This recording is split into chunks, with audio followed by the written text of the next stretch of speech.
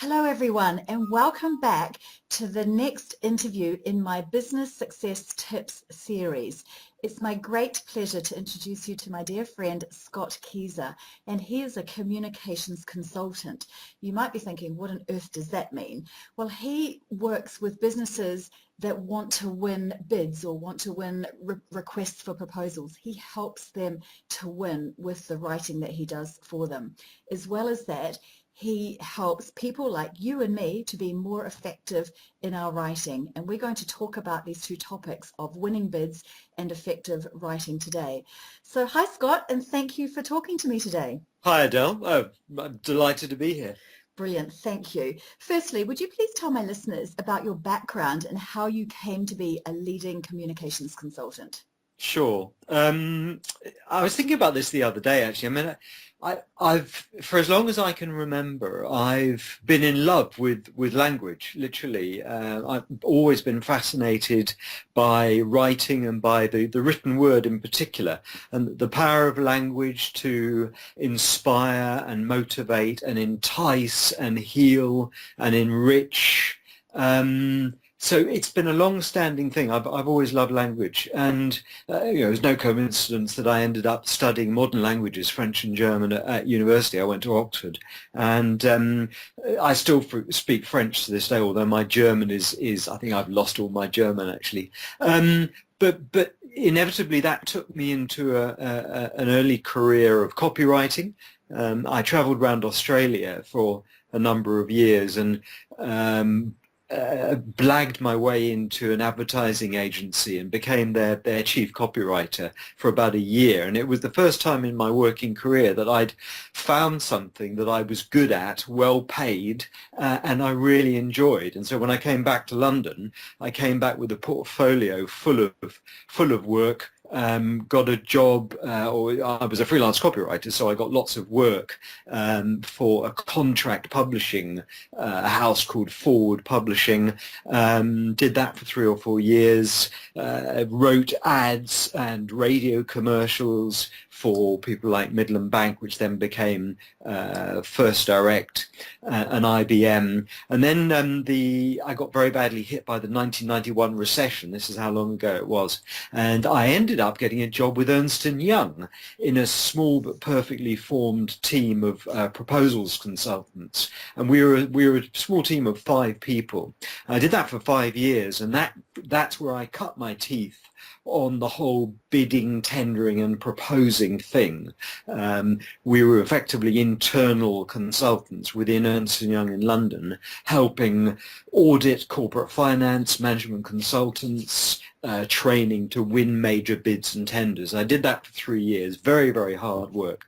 We were regularly doing 90-hour weeks, but it was fantastic experience. And in fact, my book on bids and tenders, which I think you're going to be asking me a few questions about later, that book is dedicated to my boss, Beth Bennett, a wonderful American lady. So I did that, cut my teeth on bids and tenders, and that really gave me my foundation. And then I moved across to PwC for a couple of years, and then I went freelance in 2002. And in 2004, I met up with one of the UK's top copywriters, a very bright man called Andy Maslin.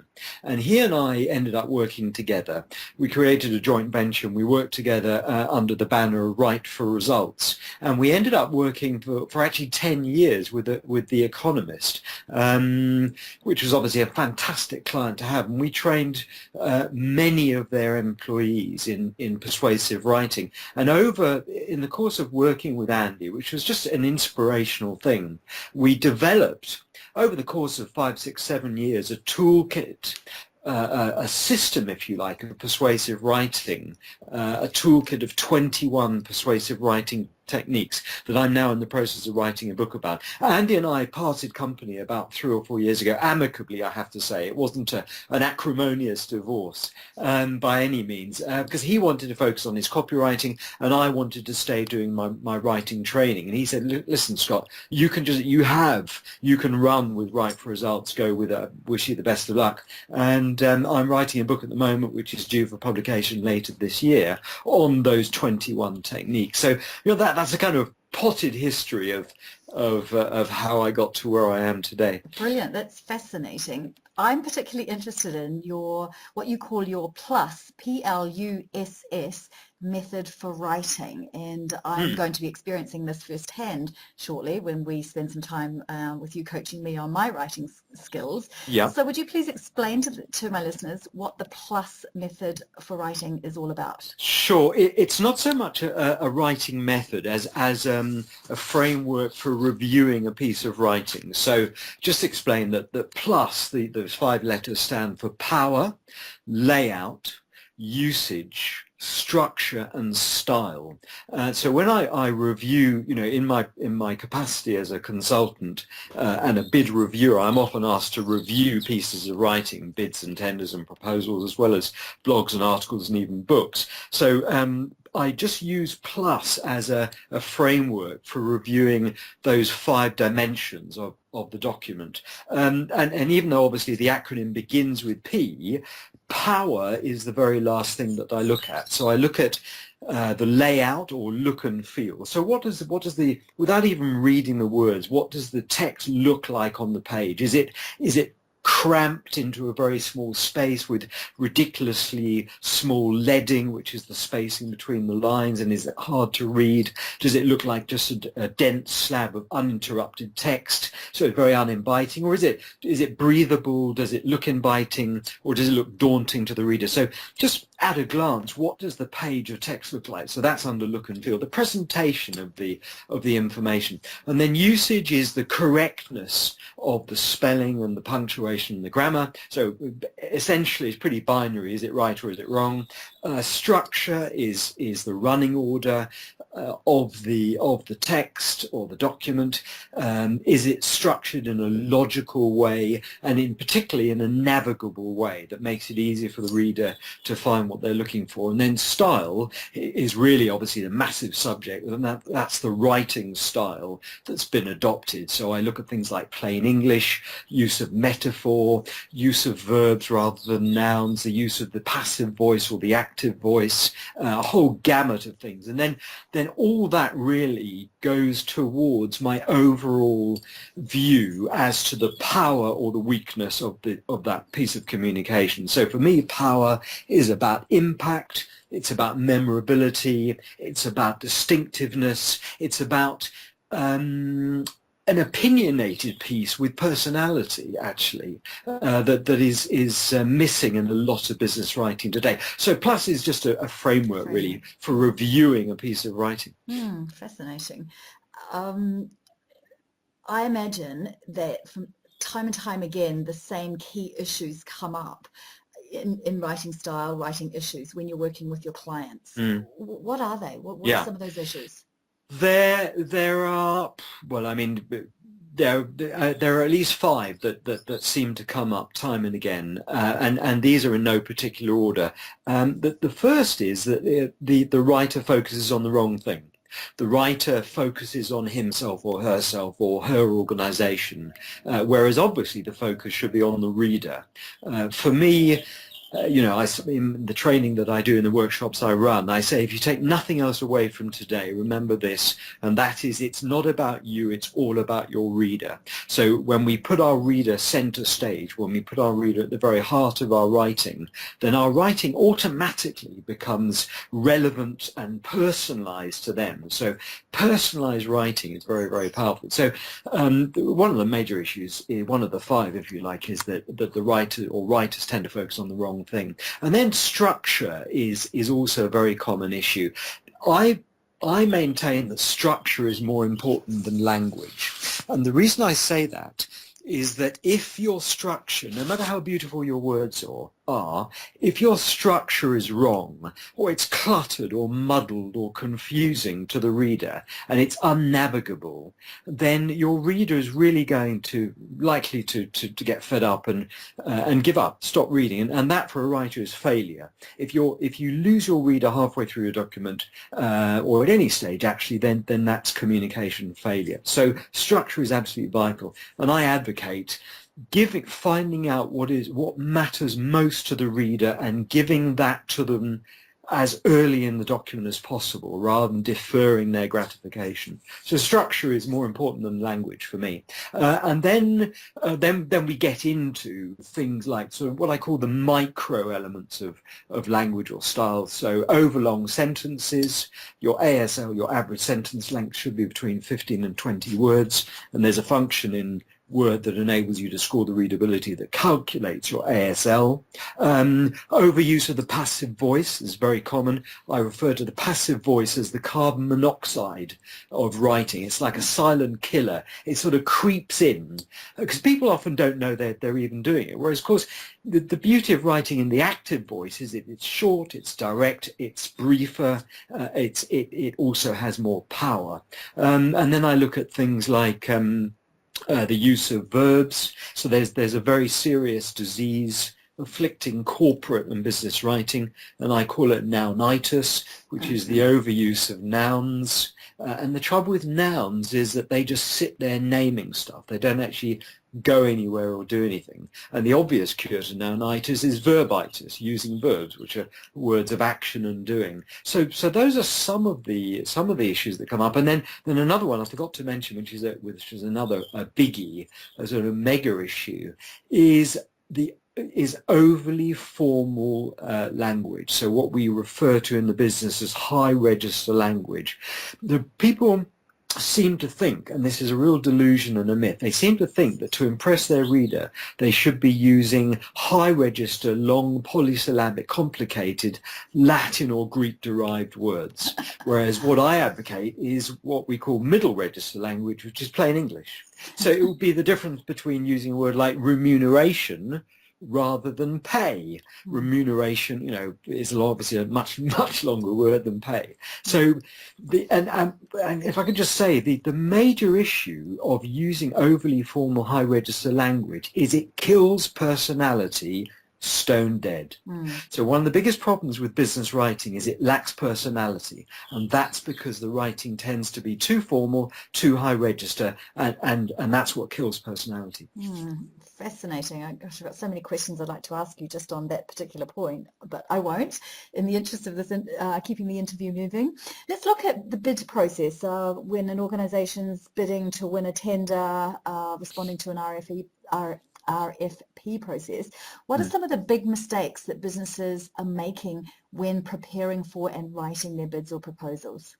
Sure. Well, I mean, I could witter on about this for a long time, as you can imagine, but some of the major issues are actually nothing to do with the document. The reason why a lot of companies lose bids and tenders is because they focus on the document to the detriment of what they should be doing before they even think about the document. So what do I mean by that? What I mean by that is, as a bid consultant, I don't just look at the bid document, I look at the whole bidding process, and in fact, even the pre-bidding process. So proposals best practice suggests that if you haven't already built pre-existing relationships, so pre-tender with the individual buyers, then you shouldn't even bother bidding. Because if another bidder already has strong relationships with those buyers, with those individuals in the decision-making unit, then you're automatically at a disadvantage if you haven't done the same homework. So sort of ironically, maybe even counterintuitively, the more work you can do up front, what I call upstream, sometimes even before the tender has been thought of, to build those relationships, to get the buyer or buyers to know, like, and trust you, is vital sort of spade work. That if you do that, and if you do it well, then when the tender is issued and you're then having to respond with a written document, it's not quite a walk in the park, but it's much easier. So one of the biggest issues is not doing that spade work and building a relationship pre-tender with the individual buyers or decision makers. And then, when we look at the bid document, I've already touched on some of the generic writing issues, and they come up again, they crop up again in bids and tenders, which is that bidders too often focus on the wrong thing. So they focus on themselves and their organisation and what's so good about them, rather than focusing on the buyer and the buyer's organisation. They tend to focus on what they've done, and here the language is really key. They focus on what they're going to do with the client rather than what the client will get. So as a result of that focus or that misfocus, they talk about features and not benefits. And it's all in the language and in the structure as well. So misaligning their focus or focusing on the wrong thing is a very, very common issue.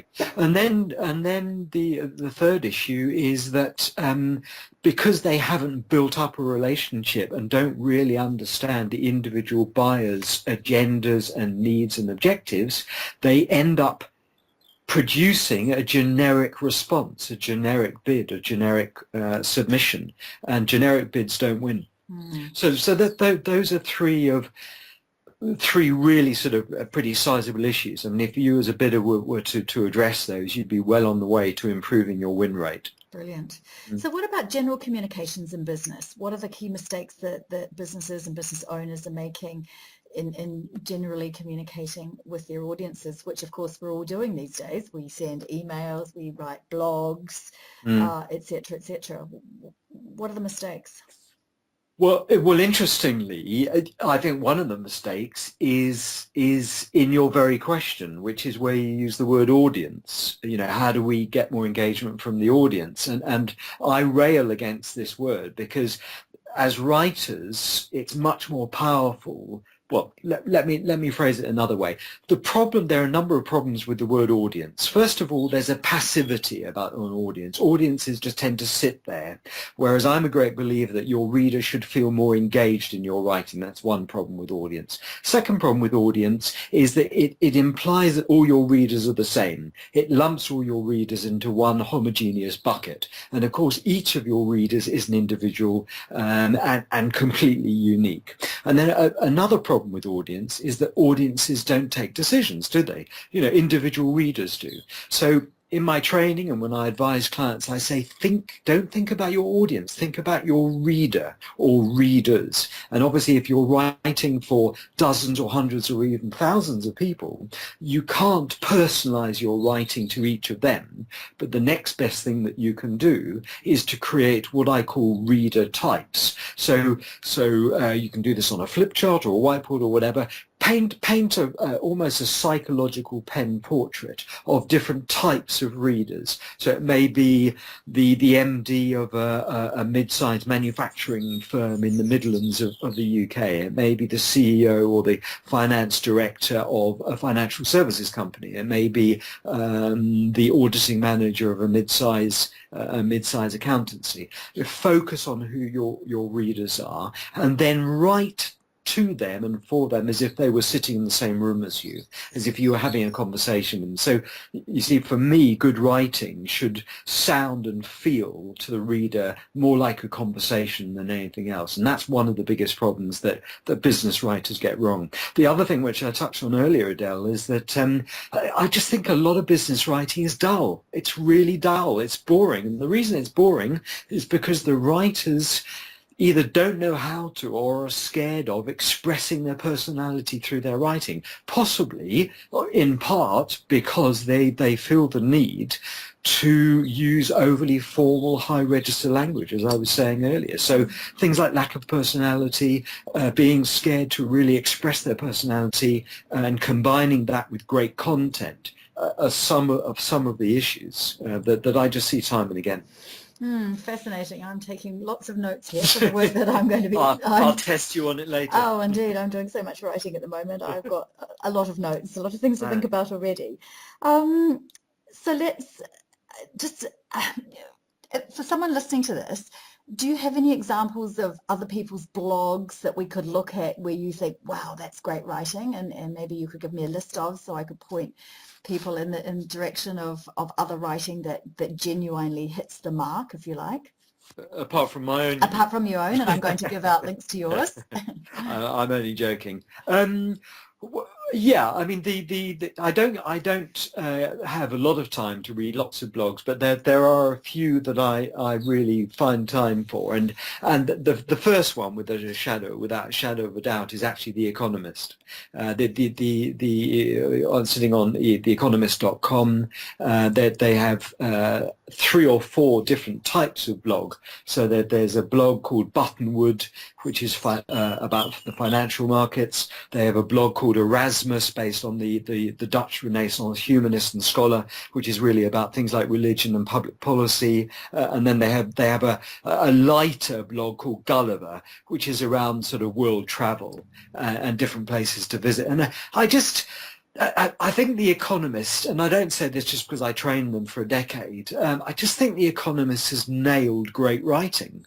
They combine the 3 elements of great writing. For me, they are as follows. They are great content. Obviously, your content has to be top dollar, top drawer, top notch. They convey it so clearly, with such complete simplicity and clarity, that the reader gets it in one go. That's the second element. And then the third is they allow their writing allows the writer's personality to come through, which I've already mentioned. So those for me are the 3 elements of great writing, and they nail it every time. And it's just a joy to read. I mean, I religiously read at least their leader article in The Economist. I get The Economist delivered, and there's a lot to read in there, but I absolutely read the leader article. 350 words, you read it in a couple of minutes, and it's just a joy to read. It really is. So The Economist, I like what Michael Hyatt has to say about blogging. His blogs tend to be more of a podcast, but I like his writing style. It's very easy, it's very fluid, it's very conversational. He uses lots of contractions. So instead of saying "we are happy to see you," he says "we're happy to see you." That's a contraction. It's just a very light, breathable style, very easy. And then I think I tend to look at Seth Godin as well, Godin, who's very well known. His stuff is a bit more intellectual. I mean, he's got the brain the size of a planet, I think. Very intellectual guy, and that tends to be a bit denser, but I like his style nonetheless. So I hope that gives you an idea of what I like to read. Well, I'm delighted that I subscribe to 2 of those 3. Oh, brilliant. Michael Fantastic. and Seth. I will now look at The Economist. Thank you for that. Right. Pleasure. What about writing a book? Loads of people are writing a book. You're on your 2nd one. I'm on my 3rd one this year. What writing tips would you give listeners who are embarking upon this journey of writing their first book? That's a really interesting question. What would be the best way of answering that? So the book, my book on bids and tenders, called Winner Takes All, came out last year, and I turned that around quite quickly. And apart from the fact that obviously I had most of the knowledge and the understanding in my head, so I needed to do very little research. It was really all in my head. I think what enabled me to write it really quickly, I mean, I did it in about 3 months, it's about 60,000 words, was that I spent time planning. So I really sort of assiduously did a mind map for every single chapter, so that every chapter was really clear in my head. And then I produced the first draft of the whole book within about 6 weeks. I just bombed right through it. And this I think is part of the trick, is your first draft, just go for it. It will be rough and ready. There will be gaps. There will be placeholders. There will be places where you say, I'm not sure what to say here, or I need more elements of that story there. But just bomb on through. Don't edit. Don't check. Don't proofread. Just nail the first draft. And then leave it for a couple of weeks. But I ended up leaving it for a lot longer than that, which was a mistake. And then in the second draft, you fill in those gaps, and then you go to a third draft, which is really refining it. And that should be pretty much your book. But I think the trick is 2 things. Plan assiduously. Within reason, you can spend too long planning, and then just bomb through the first draft without editing or censoring yourself. And that's interesting, because certainly the first piece of what you said, planning a book, is what I'm very good at. And if I have the structure in my head and then written down, it's very easy to slot what you need to write into each section within each chapter. Sure. What I've had to learn, and I'm expecting lots of other people will have to learn, is it was to give myself permission to write a very bad first draft. In that I'm a perfectionist and I kept reading over my work and it was a nightmare, and in the end I went, no, just write it and don't look at it and see what happens, and then go to first edit if you like, and then second edit after that, and then when you think you're happy with it, then send it to a professional editor, and then it gets done, and that's certainly how I've approached it. So I take great pride now in writing a bad first draft. It's like I'm on a mission, just get it out. Exactly. How bad can it be? No, I know. Oh, that's really good advice. Thank you. And another way of doing that, which I know a lot of people do, is if you are a bit of a perfectionist, that you can dictate it in your first draft into a dictaphone, so you're not looking at the words as they come out, and therefore you're reducing the temptation to edit and censor yourself.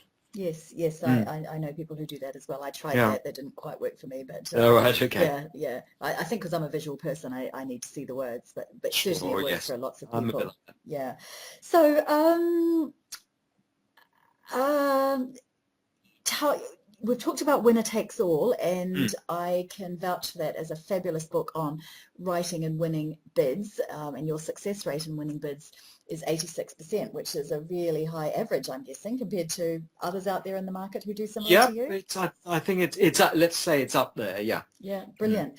I'm interested in the next book that's coming out. You talked about the writing style, 21 elements of writing. So that's the next book, right? Yeah, but I'm about a third of the way through that, and this came out really from my work with Andy Maslin over a number of years working with The Economist and with Andy in particular, and he basically gave me his blessing to go and work with those techniques, but it was very much a joint effort. So these are. I've identified 21 of what I consider to be the most powerful persuasive writing techniques that I've come across in the last 10 years, and I've stress tested these on thousands of corporate training delegates and attendees, people who have attended my training workshops around the world, and the training, even though I say it myself, gets really rave reviews and great feedback. So I thought, well, there's a book in this. But in fact, the reason it's an absolute labour of love, this book, because it's not just for business people. I think there is a real... I'm writing this book for anybody in the English-speaking world who wants to improve their writing quickly. A lot of people equate and identify their writing style with actually their identity, with their level of education, even their level of intelligence. And I come across people all around the world who really lack confidence in themselves because they lack confidence in their writing, maybe because they were not taught properly at school or whatever it is. And I've actually witnessed firsthand complete transformations of people when they see how easy it really is to write well, and that's the claim in these 21 techniques, this toolkit as I call it of 21 techniques, is that they are so simple and so easy to apply that virtually anybody can use them, and that's what's really exciting me about writing this book. So it's not just for business people, it's for anybody around the world, students writing a university application, a consumer trying to get a refund from a big corporate on a dodgy product, a neighbour writing a letter to another neighbour over a party wall dispute, people writing emails better, anybody who wants to improve their writing and get better results from the language that they use. Well, I can't wait to read that book. It sounds like it's an amazing resource, not just for me, but my whole family, actually. So bring it out quickly. Right. Yeah, well, I'm doing my best. So finally, one final question. 3 overriding tips. If you were to give 3 tips to people listening to this call, things that they can think about to immediately improve the writing that they do, whatever type of writing they do, what would those 3 tips be? Okay, that's a great question. In no particular order, number 1 would be focus on your reader and not on yourself. It's not about you, it's all about them. It's all about your reader. So number 1 would be focus on your reader. Number 2 would be plan properly. And by that I mean treat planning as a deliberate, separate and structured and conscious activity separate from drafting. So plan properly and separate it from the drafting process would be number 2. And then number 3 would be every day try and read a good piece of writing. So whether that's The Economist, whether that's Michael Hyatt, Seth Godin, or whoever else you want to read. But read good writing so that you can tell the difference between great writing and mediocre writing would be my 3 tips. Fantastic. I really appreciate your time, Scott. I am also really looking forward to having some coaching time with you to explore my writing skills and look at how I can improve them, given how much writing I currently do and will continue to do. So, Sure. And I'm certain that the listeners here today will be taking a lot away from our conversation and the blogs that I'm going to connect them into that you've written. So thank you so much. I really appreciate your time today. Well, it's been a pleasure. I've really enjoyed it. Brilliant. I look forward to seeing you soon. Great. Thanks, Adele. Thank you. Bye-bye. Bye-bye.